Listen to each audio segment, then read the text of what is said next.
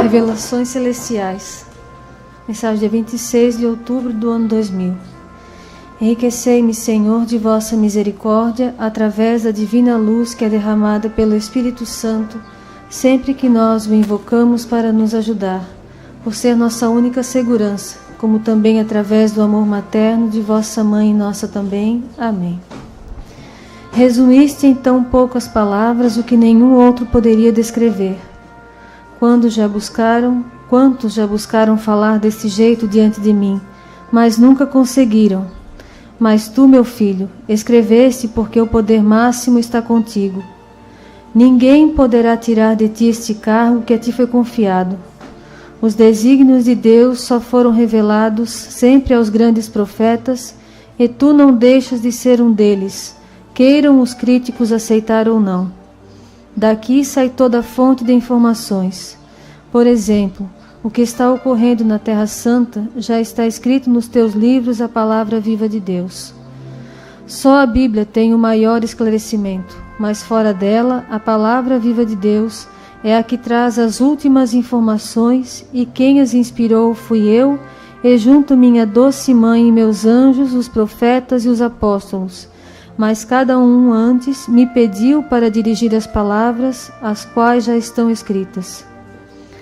Quando Deus Pai se manifesta a uma pessoa de sua escolha, ele não precisa nem saber o que irá escrever, porque ninguém tem capacidade de informar assuntos como estes, pois essas informações são revelações celestiais e não terrenas.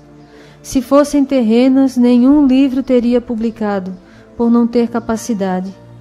Então, de onde vem um pequeno homem saber escrever com tanta nitidez? A filosofia dos letrados sempre foi esta, ser o dono da verdade, o sabedor de tudo. Mas enganam-se, pois destes assuntos não conhecem nada, a não ser o que foi dado por Deus.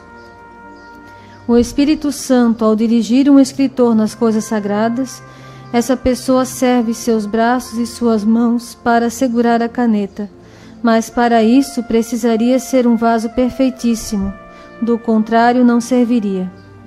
A literatura manuscrita por um professor é direcionada quase sempre aos assuntos gerais, para servir aos alunos estudarem as matérias que dão toda a informação que irão precisar para enfrentar a faculdade. Já a minha filosofia é totalmente diferente. Tudo que eu passo provém da mais alta estima, para que as pessoas possam ter o conhecimento de como se chegar ao seu Criador. Vejam que é totalmente diferente um assunto do outro. Enquanto os homens se preocupam em gastar sua inteligência com engenharia filantrópica, os meus profetas e apóstolos não se preocuparam com nada disso. Então, cada um deles tinha uma nova filosofia, um modo de vida direcionado para um novo reino que está por vir. Quando subi ao céu depois da minha ressurreição, não subi sem deixar o meu Santo Espírito a todos que me serviram. E como agora vem chegando o meu retorno, antes venho preparando os meus servidores, e cada um como eu quero que seja, porque o Espírito Santo sopra onde quer e ninguém pode impedir. Esse pequeno varão está segurando o meu santo nome, porque é daqui que saem as maiores informações. Quem quiser vir a mim, então leia a Sagrada Escritura e estes livros, pois neles estou por inteiro. Jesus. Vou fazer uma pequena uma explicação sobre essa mensagem que hoje nós vamos tentar ler 5 mensagens, né? Vou fazer um resumozinho rapidinho dessa mensagem. É que ela diz, Jesus fala, né? Precisaria ser um vaso perfeitíssimo. Uma pessoa como o profeta Pedro II teria que passar todos esses anos por várias situações, né, de provas e provações que Deus passou para ele, para ver se ele era um vaso mesmo perfeitíssimo, como diz aqui. para ele no fim, ele poder escrever este livro, né? Deus passar para ele essas mensagens para servir para nós, para passar para outra vida. Para muitas pessoas que não conviveu com o profeta, assim como nós vivemos, né? Do lado dele todo dia. Para muitas pessoas que dizem que ele não era isso tudo, ou não era uma pessoa escolhida, comparando com Moisés, Moisés também teve vários anos de provações e fazer tudo como Deus pedia para ele. Moisés passou vários anos, só depois de todas as provações e tudo que Deus pediu para ele, que ele fez o que Deus pedia, ele subiu a montanha sozinho e lá Deus passou para ele o que deveria passar, para servir para nós hoje. Então o profeta também, assim como ele entrava para dentro do quarto de oração dele, nem nós, os filhos, nem a esposa, poderia estar junto com ele. Então era só ele com Deus. Ninguém mais poderia estar do lado dele. Porque assim como Jesus, aqui o Espírito Santo fala que ele precisaria de uma pessoa já preparada, escolhida por Deus, para ele agir nessa pessoa, pegar o braço, a sua mão e escrever o que Deus queria. Como assim muitas pessoas dizem, né? Ali, como já até sacerdotes já chegaram a falar, papel tudo aceita, né? O que a pessoa quer escrever. Mas esse assunto que Deus passou para ele, hoje muitas coisas, hoje está se cumprindo também. Coisas que de 15 anos atrás, de quase 20 anos atrás, hoje está se cumprindo. Então, para quem não está por dentro, né, da história do profeta Pedro II, ele, quando ele ia receber essas mensagens, ele se trancava no quarto de oração, aonde era a capela dele, onde foi celebrado várias missas. Ele ficava sozinho dentro desse quarto, fazia primeiro as suas orações, para depois o Espírito Santo tomar o braço dele e a mão, e assim ele escreveria. Assim foi o Moisés também. E lá ele subiu a montanha, esteve em oração primeiro, para depois o Espírito Santo ali escrever na tábua, né, que foi escrito as tábuas da lei. Nesse período, quando o profeta começou a receber as mensagens, muitas pessoas também queriam imitar. Vinha coisas na cabeça das pessoas, e ali dizia também que era um profeta, ali dizia que era uma pessoa que era escolhida por Deus, escrevia mensagens. Mas escrevia mensagem no meio do povo. Teve caso, eu acompanhei e vi, que Jesus falando sempre, né, aqui na terra, o principal de tudo é a Santa Missa. E quando nós saía para fazer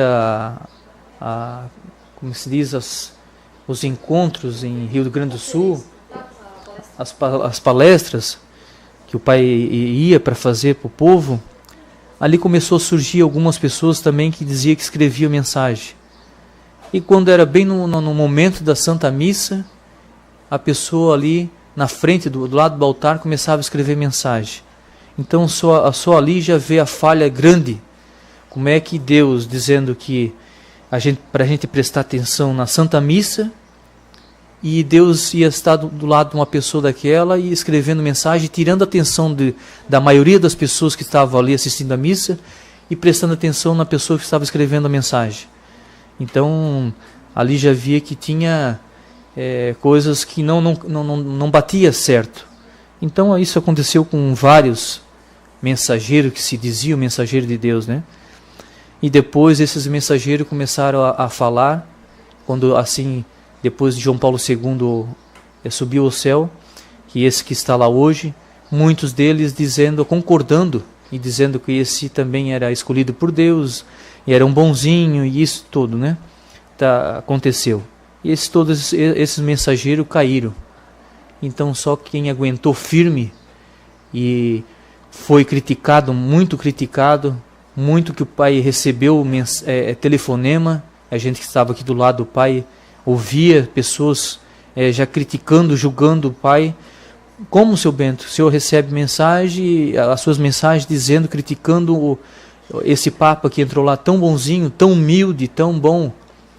E as mensagens sempre falando. A única mensagem foi da palavra viva de Deus, foi do profeta que aguentou firme, falando desse traidor que está lá hoje. Então não vamos deixar, nós, vocês que estão acompanhando a palavra viva de Deus, cair na ilusão de, pode acontecer de muitos ainda começarem agora a falar, desse que está lá, ou com palavras bonitas, ou com isso, com aquilo, levar vocês para outro caminho.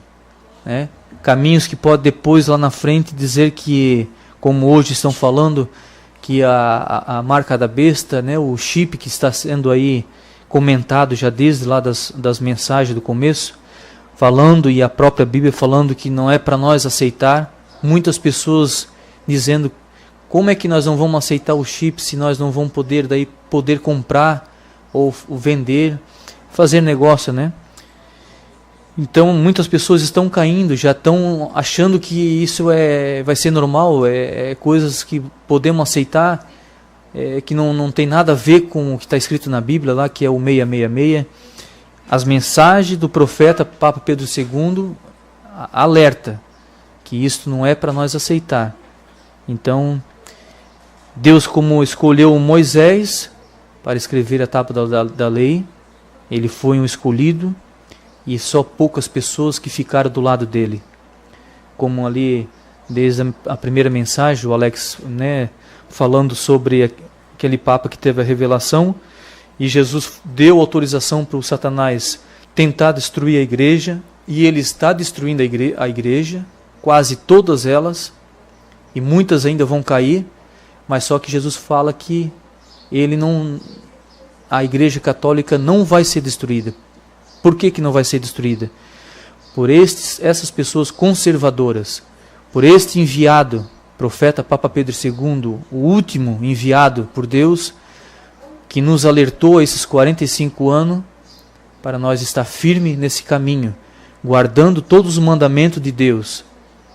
Vocês podem notar que é só este caminho que está falando a verdade, só este caminho que está guardando todos os mandamentos de Deus, que não está aceitando essas novas normas que estão vindo aí, surgindo e iludindo os católicos, dizendo que esse não é, mas o outro é. Então, eles estão conseguindo iludir e enganar muitos católicos, mas só como Jesus falou lá, para aquele Papa que teve aquela visão.